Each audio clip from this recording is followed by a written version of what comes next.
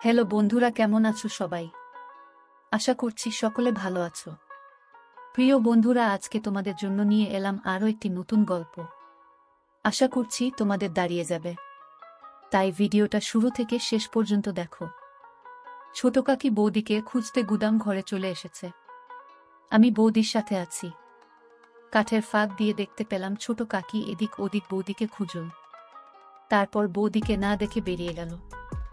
ছোট কাকির পায়ের আওয়াজ মিলিয়ে গেল। বৌদি বলল, দেখেছ ঠাকুরপো, আর একটু হলে ধরা পড়ে গেছিলাম। ধরা পড়লে কি কেলেঙ্কারি হতো বুঝতে পারছো? সত্যি বলতে আমিও ভীষণ ভয় পেয়ে গেছিলাম, কিন্তু বৌদিকে অভয় দিয়ে বললাম, কি যে বল না বৌদি, যে জায়গায় আমরা দুজন আছি, কাকিমা কেন, কাকিমার বাপ আসলেও আমাদের কখনো খুঁজে পেত না। এখন তুমি তাড়াতাড়ি বাড়ি ফিরে যাও, আমি কিছুক্ষণ পরে আসছি। বৌদি কাপড় আর চুল ঠিক করে গুদাম ঘর থেকে বেরিয়ে গেল। বৌদির চলে যাওয়ার পর গুদাম ঘরটা আরেকটু ভালো করে পর্যবেক্ষণ করলাম। রান্নার কাঠের পাশাপাশি অনেক পুরাতন জিনিস আছে এই গুদাম ঘরে। একটা ভাঙ্গা খাটও দেখতে পেলাম, গুদাম ঘরের এক কোণায় পড়ে আছে। খাটটা মাটিতে নামিয়ে কন্ডিশন দেখার চেষ্টা করলাম। খাটের কন্ডিশন ভালো না, তবে কাজ চালানোর মতো ঠিকঠাক আছে। আমি ঠিক করে ফেললাম এই গুদাম ঘরেই মাকে নিয়ে এসে মনের বাসনা মিটাবো। আজ ছোট কাকির নাকের ডগায় বৌদিকে কাজ করে দিলাম, অথচ ছোট কাকি বুঝতেও পারল না। এর চাইতে নিরাপদ জায়গা আর হতে পারে না। এখন যেভাবেই হোক মামনিকে এখানে নিয়ে আসতে হবে। বৌদি যাবার 15 মিনিট পর আমি বাড়িতে ঢুকলাম। এই সময়টা বাড়ির সামনের লনে হাঁটাহাঁটি করলাম। তাড়াহুড়োয় মনের খায়েশ মিটল না। সকালে স্নানের সময় মাকে দেখার পর থেকে একটা ঘোরের মধ্যে ছিলাম। মা ছেলের স্বাভাবিক সম্পর্ক বারবার ভুলে যাচ্ছিলাম। পূজনীয় মাকে এক অপ্সরা নারী ছাড়া কিছুই চিন্তা করতে পারছিলাম না। নিজেকে থামাবার শত চেষ্টা যেন বিফল হয়ে যাচ্ছিল বারবার। আজ সকালে বড় কাকার কিছু অতিথি আসার কথা ছিল। সকাল পেরিয়ে দুপুর হলেও তাদের কোনো খবর নেই। দুপুরের শেষ দিকে মা আর নোলক দিদিকে পুকুর ঘাটে গোসল করতে দেখলাম। মা যখন পুকুর ঘাট থেকে উঠে এলো তখন আমি চিলেকোঠায় বসা। তাদের সম্পূর্ণ স্নান দেখে মনের মধ্যে তীব্র বাসনা জাগতে থাকে। রাতে সবার সাথে খেতে বসলাম। আমাদের খাওয়া মাঝামাঝি হলে শুনতে পাই কিছু অতিথি এসেছে। বড় কাকার যে বিজনেস পার্টনারদের আজ সকালে দেখা করার কথা ছিল, এরা হলেন তারা। এনারা সকালে এসে পৌঁছাতে পারেননি, কারণ রাস্তায় নাকি গাড়ি খারাপ হয়ে যায়। সেটা ঠিক করে রওনা দিতে একটু দেরি হয়ে যায়, ফলে তারা গাজীপুরের জ্যামে আটকা পড়ে। কিন্তু অসময়ে আসায় বড় কাকা তাদের সাথে এখন বৈঠক করতে পারবেন না। তাদের জন্য আজ রাতে থাকা খাওয়ার ব্যবস্থা করতে বললেন। কাজ হবে সকালে। অনাকাঙ্ক্ষিত এই অতিথিদের থাকার ব্যবস্থা করতে গিয়ে একটা ঘর কম পড়ে গেল। ঠিক হলো আজ রাতের জন্য আমি অন্য কোনো ঘরে ঘুমাবো। আমি মনে মনে মামনি বা বৌদির সাথে ঘুমানোর প্রার্থনা করতে থাকলাম, কিন্তু শুনতে পাই মা আর আমাকে এক ঘরে থাকতে হবে। খাওয়া শেষ করে রাত কাঁচা থাকতে আমি ঘরে চলে গেলাম। নিজেকে স্বাভাবিক রাখার চেষ্টা করছিলাম। কোনোভাবেই নিজের ভেতর ওসব জাগতে দিতে চাচ্ছিলাম না। মায়ের সাথে আগে অনেক থেকেছি, ঘুমিয়েছি অনেক রাত, তবে আজ রাতের ব্যাপার আলাদা। জ্বরের রাতের পর থেকে কিছু একটা বদলে গেছে আমার ভেতরে। স্বাভাবিক সম্পর্ক চিন্তা করতে পারছি না কেন যেন। মা হাতের কাজ শেষ করে ঘন্টা খানিক পর ঘরে আসলো। আমি মোবাইল ঘাঁটছিলাম। মা এসে কাপড় নিয়ে বাথরুমে চলে গেল। কিছুক্ষণ পর একটা নতুন শাড়ি পরে বের হলো। মায়ের রূপ দেখে আমার নিজের উপর নিয়ন্ত্রণ রাখা আরো কঠিন হয়ে পড়ে। নিজের ভেতরের এক পাশবিক পুরুষ সত্তা জেগে উঠতে থাকে। সে সত্তা মায়ের রূপের মধু আমার চোখ দিয়ে নিংড়ে নিতে থাকে। সন্তান সত্তা আর পুরুষ সত্তার ভেতর এক যুদ্ধ চলতে থাকে। আমার হাতে মোবাইল দেখে মা বলল, রাত জেগে আর মোবাইলে ঘাঁটিস না, ঘুমিয়ে পড়ো। নতুন শাড়িতে মাকে অসম্ভব সুন্দরী লাগছিল। কিন্তু এ সময় শাড়ি বদলানোর কারণ বুঝতে না পেরে মাকে প্রশ্ন করি, এ সময় শাড়ি বদলাতে গেলে যে? আর বলিস না, তোর বড় কাকি থালা বাসন ধুতে গিয়ে শাড়িতে তরকারি ফেলে দিল। ওই শাড়ি তো আর পরে থাকতে পারি না। এই শাড়িতে তোমাকে অনেক সুন্দর লাগছে মা। ওমা, তাই নাকি? এটা তো অনেক পুরাতন শাড়ি। শাড়িটা কে পরেছে দেখতে হবে না? আমার মা তো বিশ্বের সেরা সুন্দরী। তোমাকে সব কাপড়েই সুন্দর লাগে। মা পাশে এসে বসল। আজ হঠাৎ মাকে এত সুন্দরী লাগছে কেন? কোনো মতলব আছে নাকি? মতলব আছে, এবং সেটা খুব ঘৃণিত। আমি পেটের কথা পেটে রেখে বললাম, কি মতলব থাকতে পারে তুমিই বলো। সেটা তুই ভালো জানিস বাপু। দেখি আমাকে শুতে দে। সারাদিন হাড়ভাঙ্গা খাটুনি গেছে। হ্যাঁ, সে তো হবেই। বাড়িতে যতজন লোক সবার জন্য রান্নার কাজ করতেই তো বেলা শেষ হয়ে যায়। চাকরের কি দরকার? নিজেরাই তো সব কাজ নিতে পারি। হ্যাঁ, তাই তো। বউগুলোকে বিনে পয়সায় চাকরের মতো খাটাতে পারলে তো কাকাদের লাভই। তুই কাকাদের উপর খেপলি কেন রে? খেপলাম কোথায়? তোমার পা টিপে দেব মা? ওমা, আমার ছেলের সুমতি হলো দেখছি। এই তুই সত্যি করে মতলবটা বলতো। আহ মা, তুমি তখন থেকে কি মতলব মতলব শুরু করলে বলো তো? বলা নেই কওয়া নেই আমাকে সুন্দরী বলছিস, হুট করে আমার সেবা করতে চাচ্ছিস। ব্যাপারটা কি? ব্যাপার কিছু না। আমি জ্বরে পড়লে তুমি সেবা করেছিলে, সেখানে তোমার কি মতলব ছিল বলো শুনি? ওমা, মতলব থাকবে কেন? তুই আমার ছেলে, তোর অসুখে সেবা করব না আমি? তুই ছাড়া আমার আর আপন কে আছে? আমিও তো তাই বলছি। তুমি ছাড়া আমার আর আপন কে আছে? তোমাকে যে অসম্ভব ভালোবাসি। মা ইমোশনাল হয়ে পড়ে আমার কথা শুনে আমাকে ধরে কাঁদতে শুরু করে। মায়ের ছোঁয়া পেয়ে এ সময় পরাজিত হয় আমার সন্তান সত্তা। তখন আমি এক অন্য আমি হয়ে যাই। তীব্র লালসায় মাকে ধরি। কিছুক্ষণ পর মা আমাকে ছেড়ে দিয়ে আমার কপালে, গালে হামি দিতে থাকে। মায়ের চোখে কান্নার জল। আমি হাত দিয়ে মায়ের চোখের পানি মুছে দেই। মাকে বলি, তোমার জন্য আমি আছি মা। তোমার কোনো ভয় নেই, কোনো দুঃখ নেই। তোমার সব চাওয়া পাওয়া আমি পূরণ করে দেব। মা হাসার চেষ্টা করে বলল, আমার ছেলে দেখি বড় হয়ে গেছে। মায়ের দুঃখ কষ্ট বুঝতে শিখেছে। কিন্তু আমার কোনো ভয় নেই, দুঃখ নেই। আর নতুন করে চাওয়া পাওয়ারই বা কি থাকতে পারে? আমি গম্ভীর হয়ে মায়ের হাত ধরে বললাম, তুমি সব সময় মানিয়ে নিয়েছ। বাবা তোমার প্রতি দিনের পর দিন যে অবিচার করেছে তা আর কেউ না জানুক, আমি জানি। আমার কাছে লুকানোর কিছু নেই। মা বিব্রত হয়ে আমার হাত ছাড়িয়ে নিয়ে বলল, তোর বাবা আমার সাথে কি অবিচার করল?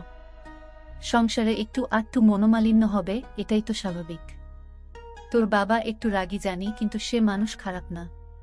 আমি মায়ের একটা গালে হাত দিয়ে বললাম, আমার জন্মের পরে বাবা তোমাকে ছুঁয়ে দেখেছে কি আদৌ? দিনের পর দিন তুমি বাবাকে পাবার জন্য বিছানায় ছটফট করতে, মা লজ্জা পেয়ে যায় আমার লাগামহীন নির্লজ্জ কথা শুনে। গাল থেকে আমার হাত ছটকা মেরে ছাড়িয়ে আমাকে ধমক দিয়ে বলে, কি সব আজেবাজে কথা বলছিস? তোর মুখে কি লাগাম নেই? মায়ের সাথে কিভাবে কথা বলতে হয় ভুলে গেছিস? আমি মায়ের দুই বাহু শক্ত করে ধরে মাকে বললাম, আজেবাজে কথা না মা। আমি যা বলছি তা এক বিন্দু মিথ্যা নয়। তুমি আমায় ছুঁয়ে বলো আমি ভুল বলছি। একথা বলে মায়ের একটা হাত আমার মাথায় রাখলাম।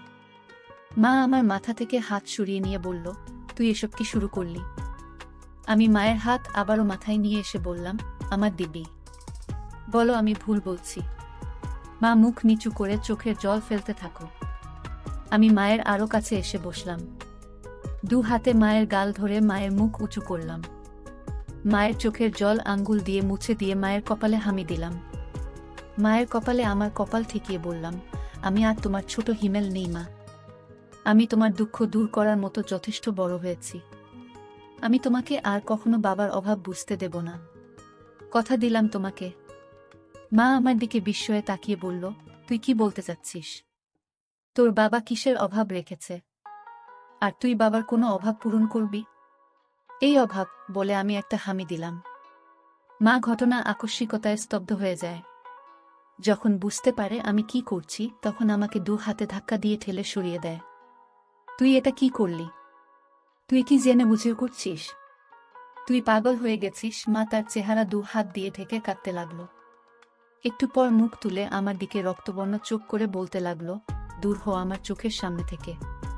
তোর মতো কুলাঙ্গার জন্ম দেওয়ার আগে আমার মরণ হলো না কেন? যদি জানতাম তুই বড় হয়ে এ কাজ করবি, তাহলে তোকে ছোটবেলাতেই গলা। মা কথা শেষ করার আগেই আমি মাকে আবার একটা দেই। আমি তোমাকে ভালোবাসি মা, অনেক ভালোবাসি।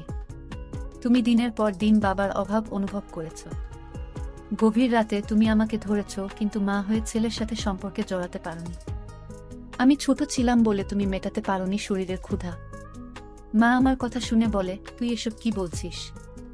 আমি তো মা হয়ে তোর সাথে এমন কাজ করার কল্পনাও করতে পারি না কখনো। মায়ের কানে মুখ রেখে বললাম, আমাদের মা ছেলে সম্পর্কের বাইরেও একটা পরিচয় আছে মা। আমি পুরুষ আর তুমি নারী। তুমি এতদিন নিজেকে সমত রেখেছ, নিজেকে সতী প্রমাণ করার চেষ্টা করেছ, কিন্তু কার জন্য? যে লোকটা তোমাকে মানুষ বলে গণ্য করে না তার জন্য। তুমি যদি নিজের জন্য একবার হলেও ভাবতে, তাহলে আজ তোমার জীবনে এত দুঃখ থাকতো না, কখনো এত অবহেলায় থাকতে হতো না। মা আমার বুকে মাথা লুকিয়ে বলতে থাকে, কিন্তু তুই আমার ছেলে, আমি কখনো এত বড় পাপ করতে পারবো না। আমাকে ছেড়ে দে তুই। আমি নিজেকে আটকাতে পারছি না মা। তোমার পরশ পেয়ে আমি পাগল হয়ে গেছি। তুমি অপরূপ সুন্দরী। তোমার মায়া আমাকে পাগল করে দিচ্ছে। মা বলল, তুই এমন করিস না, তোর পায়ে পড়ি। আমাকে এত বড় পাপের ভাগিদার করিস না তুই। আমি তোর বিয়ের ব্যবস্থা করে দিব। আমি হাত বুলাতে লাগলাম। সমাজ, সংসার, ধর্মের ভয়ে এই নিষিদ্ধ সম্পর্কে জড়ানো থেকে মন প্রাণ দিয়ে নিজেকে আটকাতে চাইছে মা।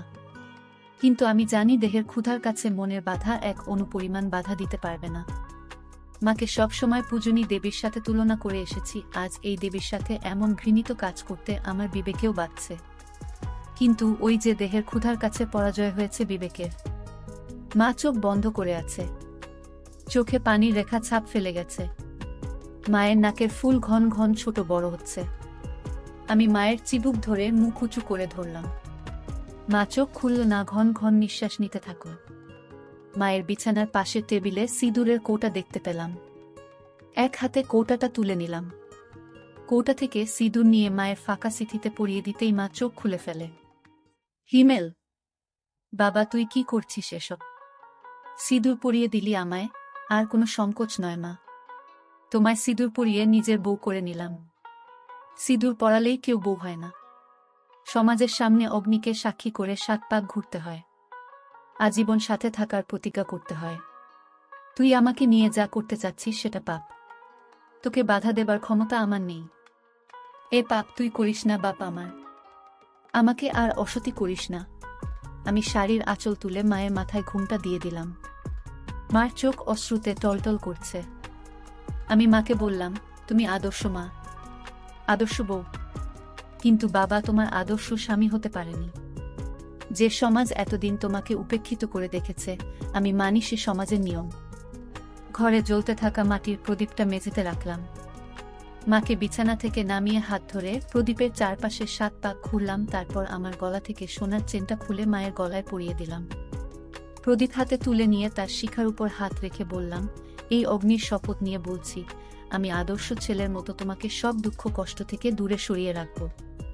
তোমার উপর কোনো অবিচার হতে দেব না। আমি আজ থেকে তোমাকে আমার সহধর্মিনীর মর্যাদা দিলাম। এরপর মাকে বললাম, অগ্নিকে সাক্ষী করে 7 পাক ঘুরেছি, মঙ্গলসূত্র পরিয়ে দিয়েছি। এবার আর কোনো দ্বিধা নয় মা। শাস্ত্রমতে তুমি আজ থেকে আমার বিয়ে করা বউ। মায়ের চোখ বেয়ে জল গড়ে পড়তে থাকল।